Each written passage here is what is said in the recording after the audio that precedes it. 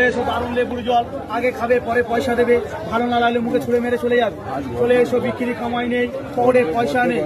চলে এসো, খাবে আর গ্লাসগুলো ডাস্টবিনে ফেলবে, সেদিকে ছড়াবে না, ছড়ালে গ্লাসে জল জমবে, মশা তৈরি হবে, সেই মশা তোমার ঘুরে ঘুরে পুঁতে মারবে। তোমার একার নয়, আমারও সমাজ মেরে গাঁড় ফাটিয়ে দেবে। চলে এসো,